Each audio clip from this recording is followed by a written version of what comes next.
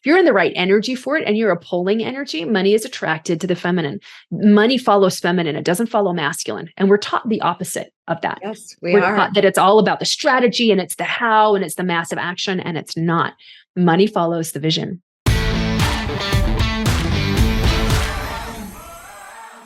Hello there, prosperity seeker, and welcome to another episode of the Prosperity Approach. I'm Allyson Chavez, and I'm always so honored that you are spending your time here with me. And I promise you are going to be so excited when I introduce today's guest to you and when we dive into the conversation we're going to have. I cannot tell you how over the moon excited I am to have Michelle Schaffer on.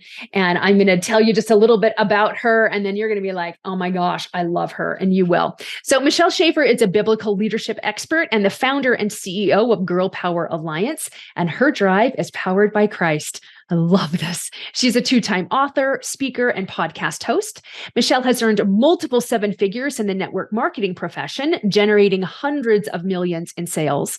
She is passionate about pioneering women's leadership and created the Radiant Leadership Academy, a 16-week biblical leadership certification. She is the founder and CEO of Girl Power Alliance, a personal and professional development company with an opportunity attached. She is passionately working to redefine the network marketing profession with her company, while providing the premier place for women to grow and build wealth. Michelle, welcome. Hello, my friend. Oh my goodness. When we first popped on, I was like, oh my gosh, I forgot how beautiful you are. Holy cow. You're as radiant as your certification program, I have no doubt. Thank you. Well, I as I told you, I feel like I have like a whitewash filter over me because you're so vibrant and beautiful and the color of your background, and you just glow. So thank you so much.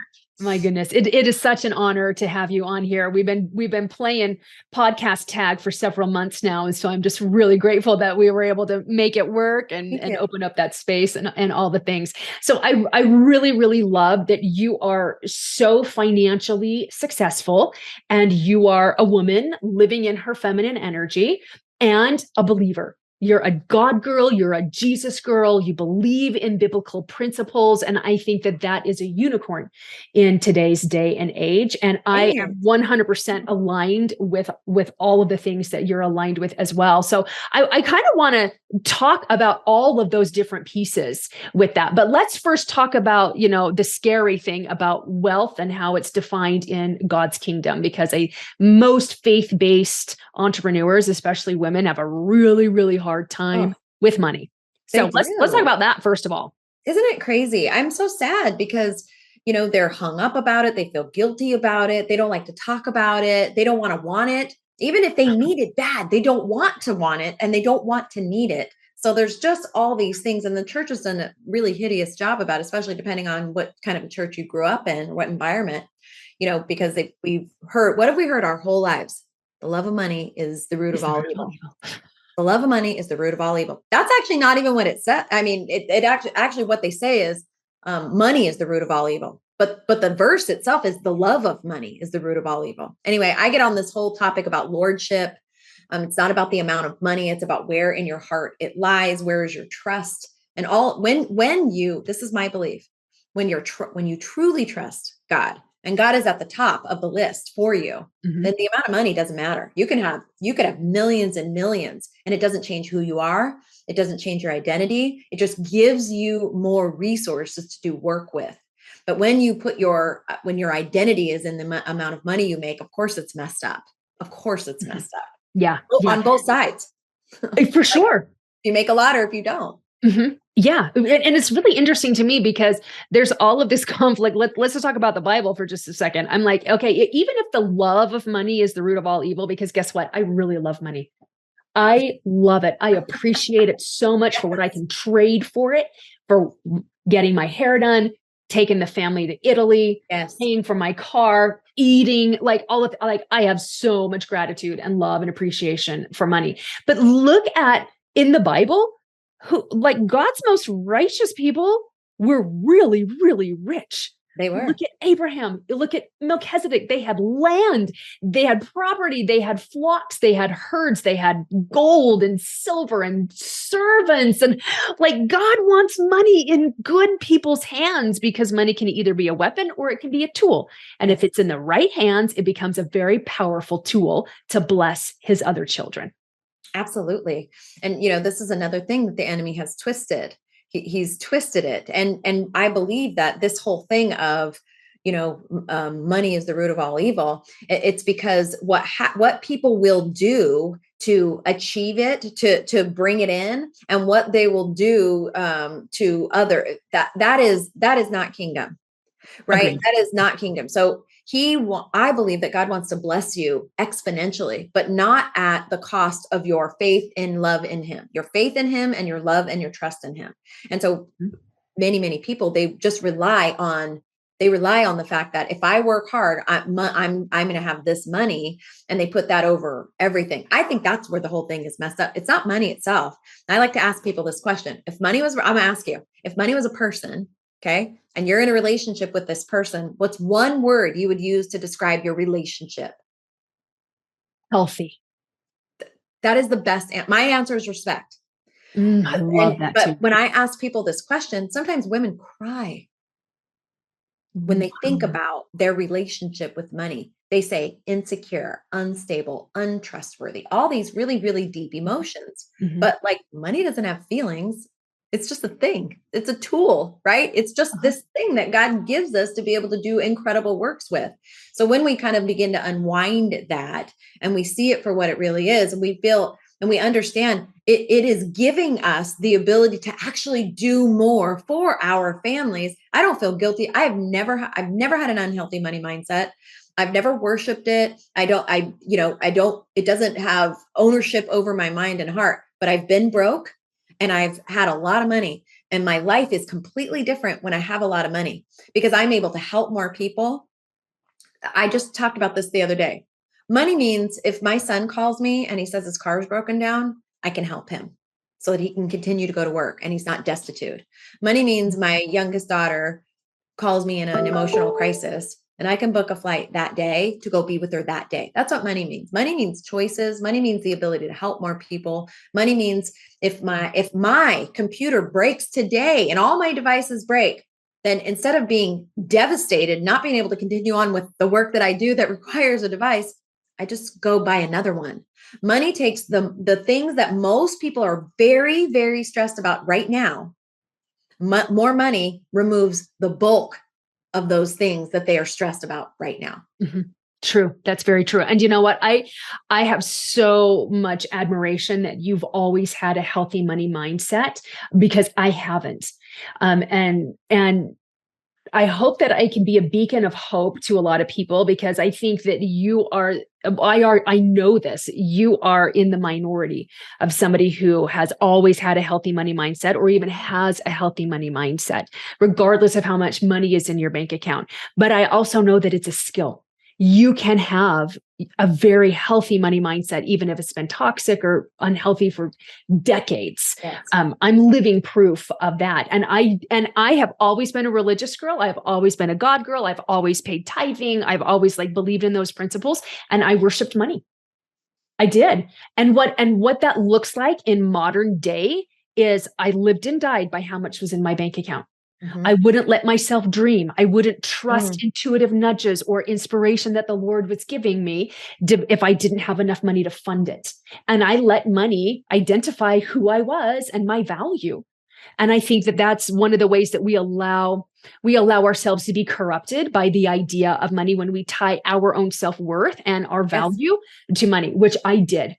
And boy, that is super, super unhealthy, toxic relationship with money. But it wasn't money's fault. Money's just here to bless us. Money is here to fund our dreams and to fund our desires. And God wants, like I said before, money in the hands of good people. We're here in this expansive universe, and money is here to help us expand. It helps us to express ourselves more fully, to serve others more fully. And I agree with you. Money does two things. It gives you options and it opens doors. Yes. That's really all that it does. But money also magnifies who you are. And I think that was the thing that really helped me to flip my mindset around money. Because if you're stingy without it, you're going to be even stingier, That's more right. stingy with it. If you're generous without having a lot of money, you'll be more generous with it. And when I learned that, I was like, oh crap, I'm stingy. I'm Oh, stingy with my money. I'm always like, we don't have enough. We can't afford that. No, I'm not going to tip you a lot. Like I would get all like righteously indignant about people who wanted my money. And I always told them I didn't have any. And when I learned that, I was like, well, things got to change now. mm. They got to change right now so that money can come flow to me, through me, from me, and back to me. So I love that you've always had a healthy money mindset. And I don't know why. I just think that's something, it's a gift that God gave me. I came from a very middle class family. My parents fought about money. My mom was horrible with money. It's not like I had these, rich dad, poor. I didn't have some example. I just think it's something like I live in the belief that there is more than enough all the time. I just believe that. And I believe that, partnered with God, nothing is impossible. And, it's just a matter of figuring out how. And can I tell a tiny story? So, Yes. at one point, I don't have it now, but when my kids got older and we were making a lot of money, my husband bought me a little red sports car. It was the first time I didn't have a mom car. It was a very expensive Mercedes convertible, and it was very fun. And it was very flashy. I didn't want a red one. It was the only one they had with all the things that he was going to get me, because he's a car guy. So we always have had beautiful cars, because he would switch out our cars every 3 months and just always have a new, it's Wow. his favorite. He loves cars, which we don't do that because that's not really being a good steward. But anyway, so he buys me this Mercedes, and it was beautiful, very, like I said, a very expensive car.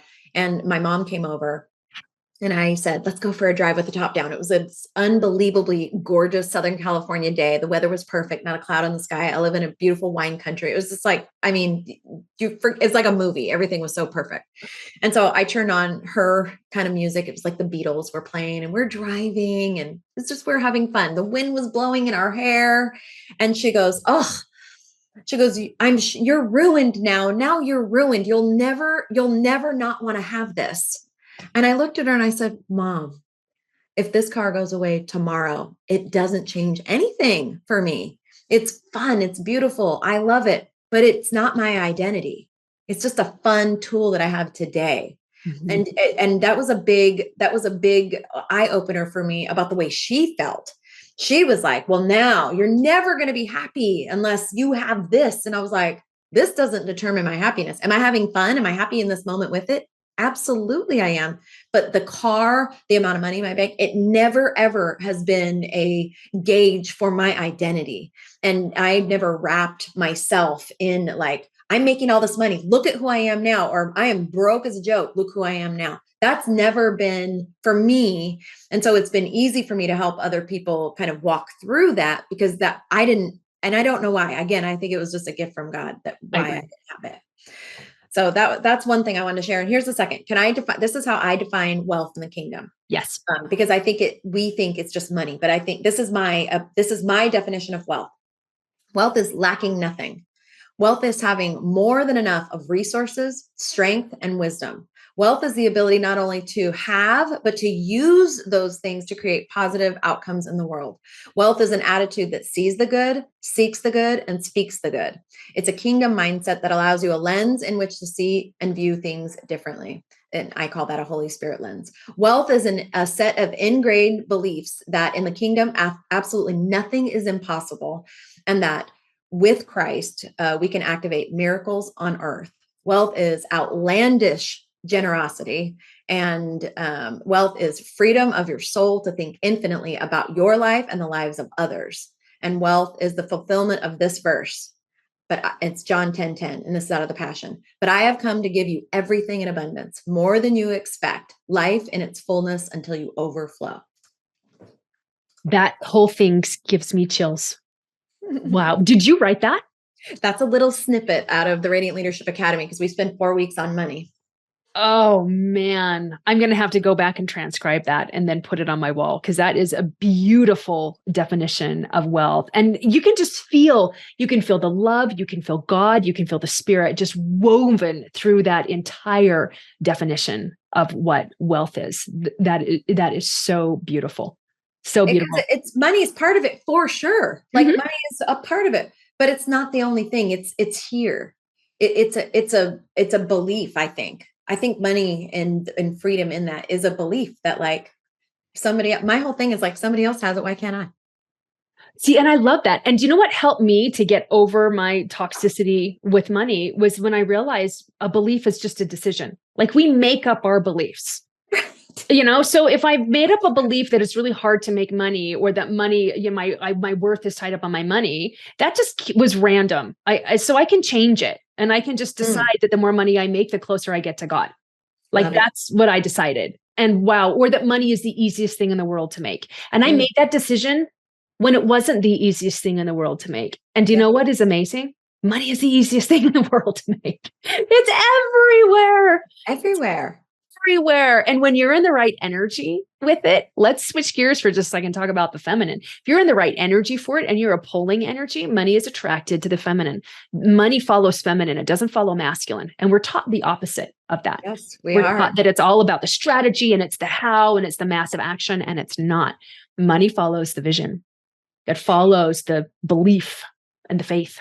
This is a statistical fact that when women make money, the communities change. That's a fact. That's not a cute little platitude. That when women have wealth, they actually invest back in their communities, making them better places. So why, of course, the enemy is going to fight 10 times harder to tell women that they have no value, that they have no ability to create, that money is bad and that you can't have it. You certainly aren't intelligent enough to do the right thing with it. Of course, that's what he's going to do, because he happens to know that by design, God created us to actually, we are nurturers by design. We see a need and we want to fill the need. We want to fix the problem. That's just what we do. It's the mother in us. It's the caretaker. So when we make money, women, we actually change the world incredibly, and we do it fast. Yes, and in beautiful ways. And also, I'm just going to add to that as well. We're told that we're really selfish if we have nice things, or if we do things that are pleasurable or pampering or any sort of self-care, especially if it involves money. And so I see a lot of women that back off of that because they don't want to be selfish if they have a lot of money. But I'm like, to your point, we're really not wired that way though. Like, do we know some selfish people? Yes, but that doesn't have anything to do with money. That's just a character thing in both men and women. Yes. But what I have found for me is that when I will invest in my own relaxation, in my own pampering, in my own pleasure, and I fill my cup up for nobody except for me, I feel it fast and I overflow. And then what you're talking about happens. I want to share it. I'm filled with so much love for myself and for others that just spills out. So I'm like, to my kids, what can I do to help you? I love you. To my spouse, to my clients, to the community, like all of that. Like it just is a natural overflow where I want to give, because I've allowed myself to receive those things that fill me up. And the things that fill me up are sleep and massages and my gym membership and beautiful clothes. And they don't have, some of them are expensive, some of them are not, but clothes that I just really feel radiant and beautiful in. And those require money. Getting my hair done, that's not cheap. But like with all that hair, it's not. No, it's not, but man, it's worth it. And so money will follow that. But then because of the way we're wired as nurturers, as women, we'll just naturally flip into the giving mode if we'll allow ourselves to receive. And the scriptures tell us all the time that the Lord wants to bless us as quickly as we're able to receive it. That's right. And it's interesting because let's just talk about taking care of ourselves, which is what you kind of talk about, getting a massage, getting your hair done, having nice things. I have a really expensive pair of shoes. I have a couple of them, but one that's really expensive. And when I put them on, I feel like I have superpowers. Like I feel amazing in these shoes. They make me feel sexy and tall. I'm not tall. And they make me feel like my legs are long and my legs are not long. And so it's an investment in myself. And the thing about just in general, first of all, this thing that you live in, this body, it's the only body you're ever going to have. And it's a gift from God. And the Bible says this is the temple of the Holy Spirit. And when we're not taking care of that, I believe it's like we're spitting in God's face. This is the one thing. This is it. You don't get another one. You don't get to replace it. You can't like go turn it in to buy the next newest model. This is it. So when we're stewarding that well, I think it's the same with your purchases. If you like spend, $50 on a purse and you just let that thing get trashed and you don't care about it, you're not stewarding that resource well. So oftentimes, when it comes to, I talk about this like excellence in your purchases, and that being a reflection of your gratitude to what God has given you. So if that means, and I'm the same as you, like some of my clothes are super expensive. Some I got at Target. Like it's like I have some jackets that it's like, hang that carefully. And then I have others that like, I got it on sale for $5 at Target. I mean, it just runs the gamut, but whatever it is, no matter the price tag on it, I feel a responsibility to take care of it because I'm honoring God that he gave me the ability to buy it in the first place, whether it was $500 or $5. And so I think that we kind of put that aside. We act like I don't spend that much money on things. I buy this because it's cheaper. But if it was cheaper, like, are you treating it like crap because it was cheaper? Do you have to buy 5 times? Like you have to buy it over and over because it was cheaper? That's actually not honoring God to do that in all cases. So it doesn't matter what the thing is. It matters how you like everything that I have. I feel so grateful for it because God gave me the ability to actually buy that thing, whatever it is. And so I believe that's honoring God.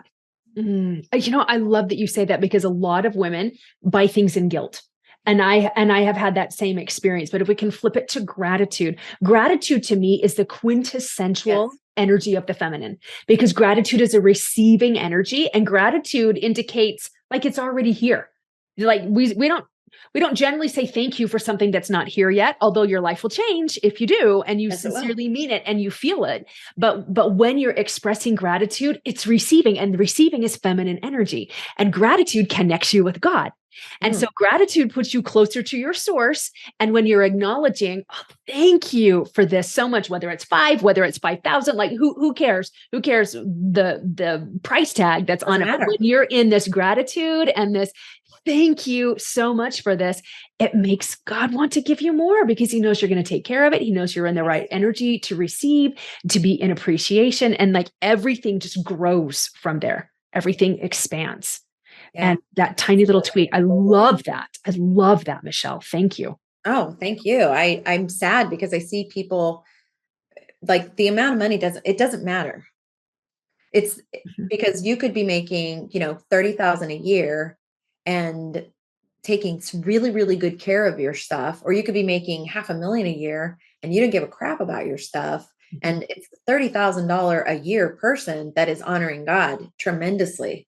And is I believe in the fact that like at how we're living, it doesn't matter. Again, the amount of money doesn't matter, but how we're living is an example of our gratitude. It's an example of our kind of reverence for what God gives us. So, people think, well, when I make this much money, I'll be this kind of a person. I'll do this, I'll do that. And I try to teach people like there's very, very few times that the things that you think that you're going to do when you're making X amount of money, you can't actually do in some form now.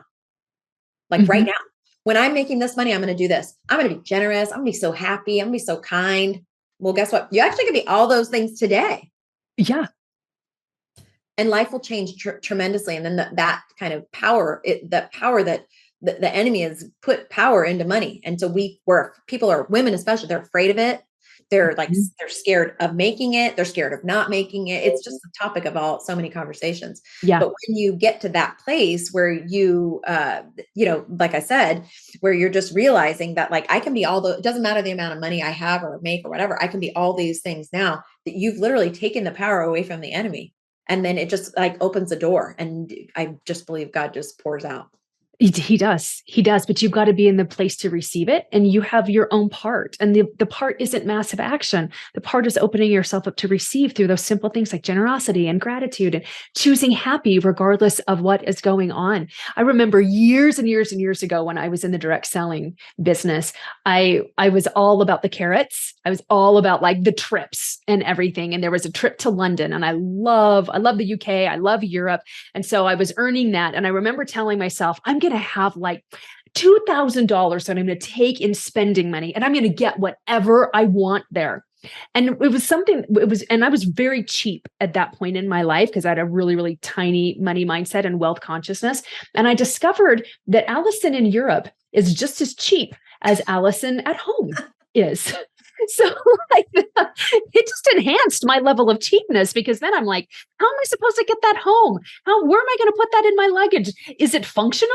Where's it going to go once I get home? And like, I talked myself out of all of these actually really beautiful purchases that would have enhanced my life. But I was so teeny tiny and so tight in my wealth consciousness and my ability to receive that I cut myself off from receiving a whole lot of things. But isn't that sad? Wait, so many women do that. Like, God is trying to bless you.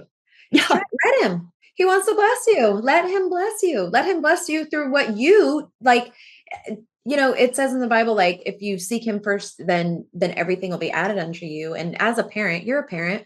Like, don't you want your kids to have the desires of their heart? I do. Yes. Like, I want to support everything my kids want to do.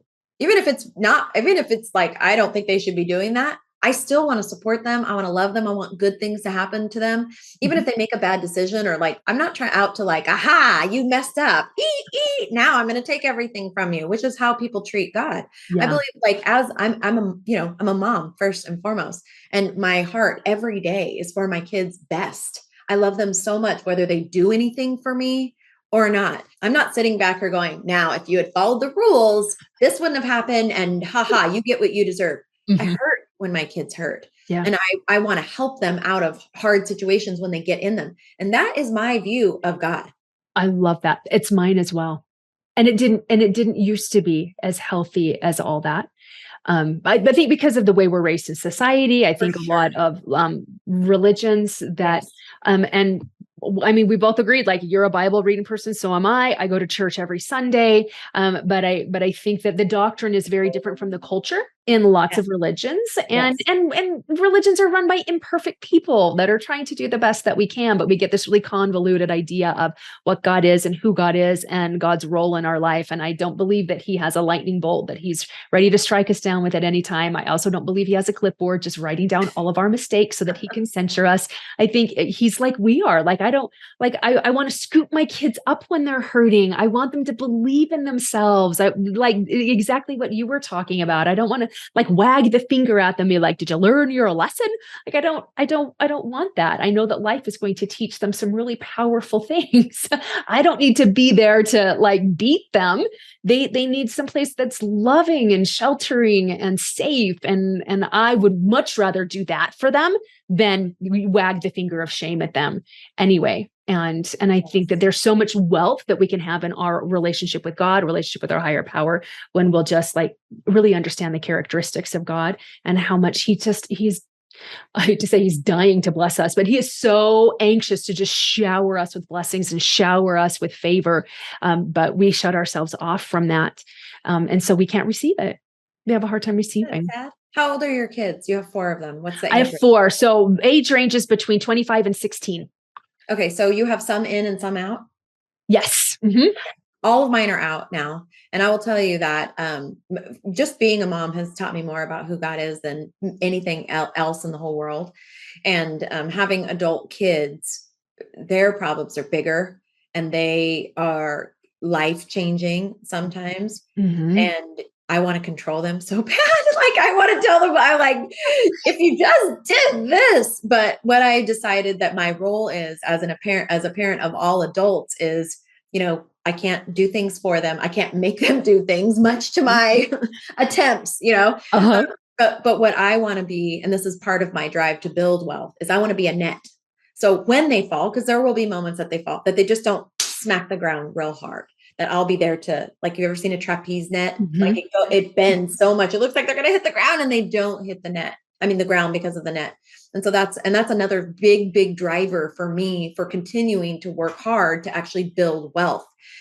Yes, I want to give and I want to do all the things. And this is another pet peeve of mine with women. What would you do? You won the lottery, whatever. Oh, I'd give. They cannot say that they would do something for themselves or their own family. They are programmed to talk about, I'm going to give and give and give and give. And it's like, okay, I'm going to give too, but I'm also going to make sure everyone in my family has a paid off house. I'm going to make sure my kids are set up for the future. They're going to have trust funds. I don't care what anybody says about that. I'm going to make good decisions so that they have a leg up financially in life. And then, by the way, when I'm done with all that, because that's the first place we're supposed to steward, I believe, is Agreed. this family that God gave us. Then I'm going to go out, I'm going to bless as many people as I can. But like, there's nothing wrong with wanting the work that you've done and the finances that God blesses you with to bless you.